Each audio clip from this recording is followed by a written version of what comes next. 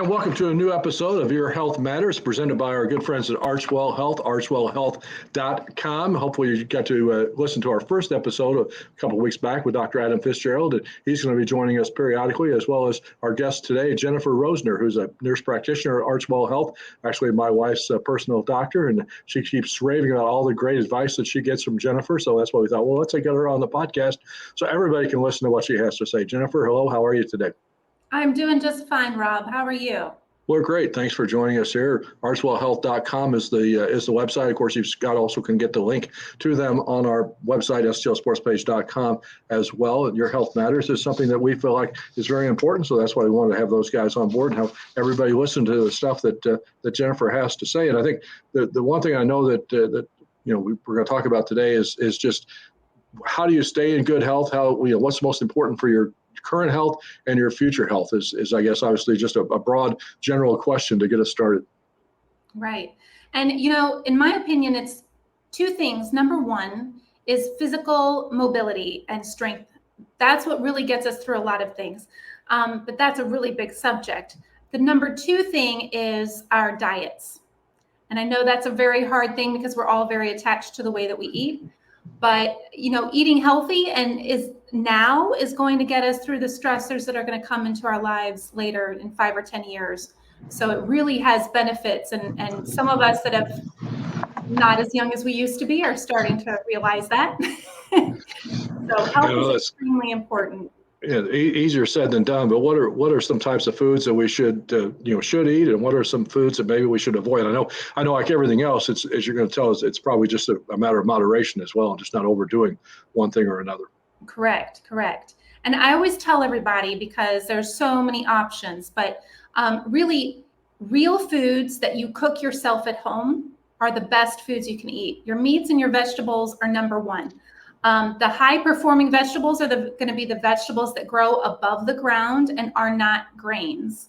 So your grains, your breads, and your grains, those are going to be simple carbohydrates. They're not going to give you as much high performance as your good vegetables, your green vegetables, your colorful vegetables.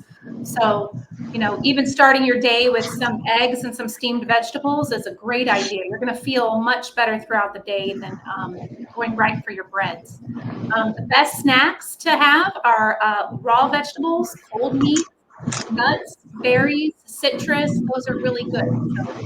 So those are the best foods available. What about foods that everybody should avoid? I mean, and I know we're talking general topics here because everybody's health is different and their own specific food allergies or requirements or whatever are different. But in general, broad terms, what are some quote unquote bad foods? Right. In general, the worst foods for our health are foods that are simple carbohydrates, which means as you digest them, they really just become sugar. They just become carbohydrates. So this is going to be your grains, your breads, your pastas, chips, pizza, any drinks that have sugar in it, or even the fake sugars. Those don't have a lot of nutritional value. Corn, I would consider corn a grain. It's really high. I mean, that's why they make high fructose corn syrup out of corn, because it's so high in sugars, and it also makes our whiskey. But that's a really low value food. I also like to tell people, if you can buy it at a gas station, it's not good for you. It's not a high nutritional value. A good rule of thumb to follow there, yeah. Good rule of thumb, yes. Yeah. But the problem is the bad foods are the ones that taste good. They're the ones that we want to eat. Yeah. And that because they're usually simple carbohydrates and we digest them and become sugar. So, and actually sugar hits the same place in our brains as humans as cocaine does. So it is highly addicting. It's a quick, cheap fuel. And there was a good reason for us to be attracted to those foods because, throughout evolutionary history, biological history, there's been times of famine when all we had was bread, and that bread actually did help us to survive those hundreds of years if we weren't getting good food. But as soon as we get, wealthy times, that's whenever they kill the fatted calf. They have a good meat dinner and they have their vegetables from the garden. And so in times of wealth and prosperity, that is where you're going to get your best health. But it is very hard to stop the carbohydrates.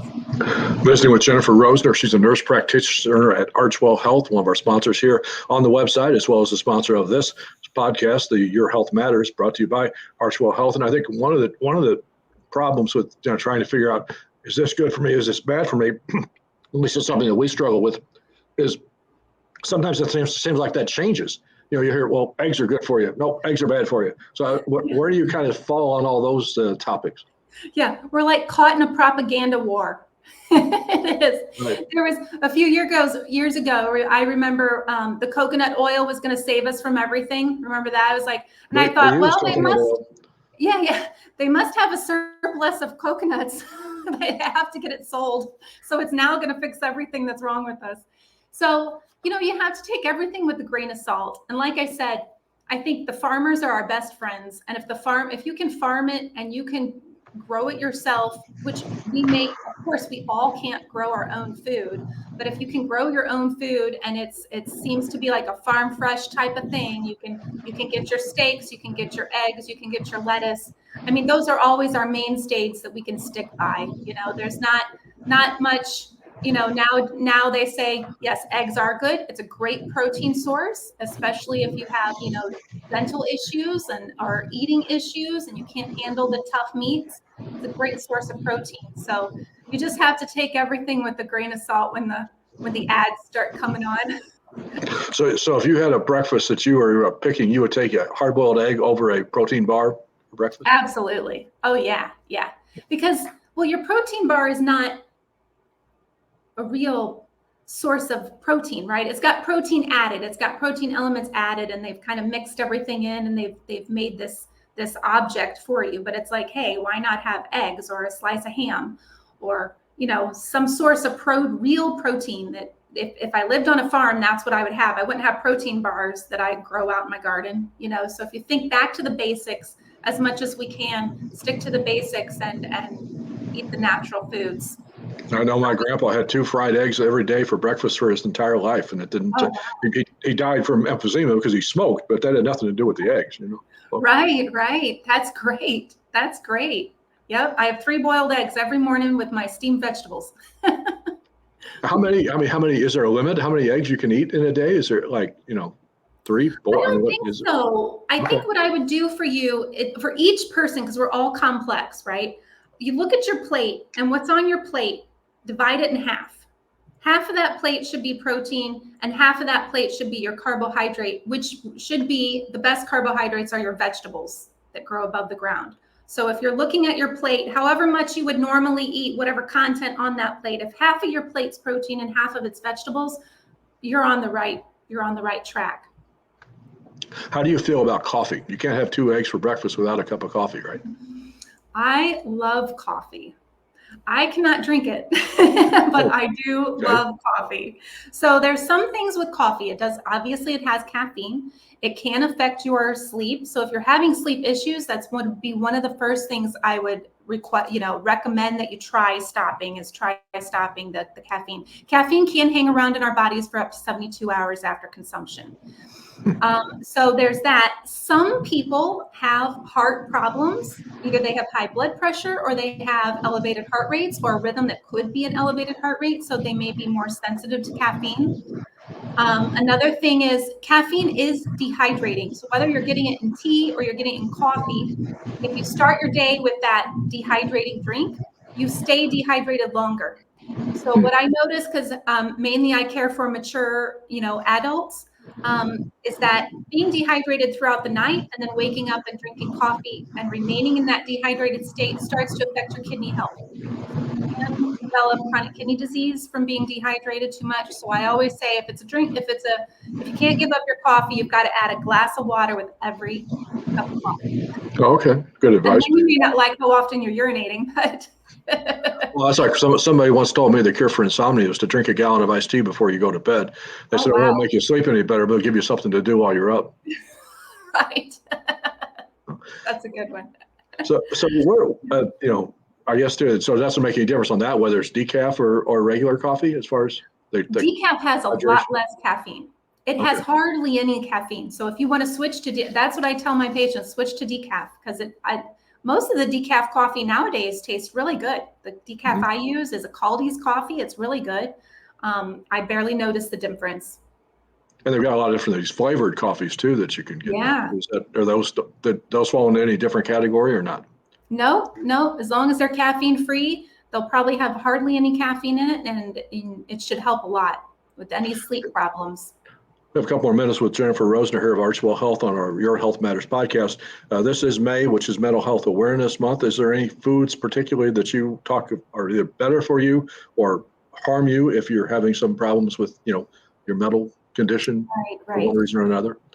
It's a very complex problem, mental health. But again, the same diet, a good, healthy diet, and avoiding things that will not let you rest at night, because sleep is super important, especially during stressful times in your life. So if you're not getting sleep, your brain is not restoring itself, and you cannot face challenges that are coming your way. So the best thing is to avoid caffeine, alcohol, drugs, and then eat a healthy diet, and to try to make sure you're getting enough sleep, if at all possible, and definitely to talk to people. One of the best things you can do is to talk to other people about what's going on with your mental health.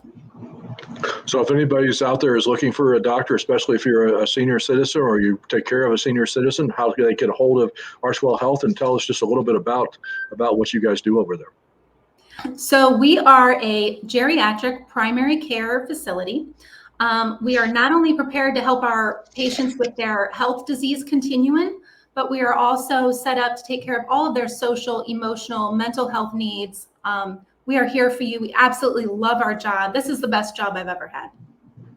I love taking care of my patients. So if you need a primary care doctor, come to us. My wife and I both, as we mentioned before, are patients of ArchWell Health, and we really have come to like those people a lot and very fond of them, and that's why we want to get them involved here on the website. So Jennifer, thank you for joining us. We appreciate it. Thank you for listening to this edition of Your Health Matters, brought to you by ArchWell Health. Again, their website, you can get the link on our website, but also just go to archwellhealth.com if you have any other questions. We'll be back with another episode of Your Health Matters soon here on STLSportsPage.com. Thank you, Rob.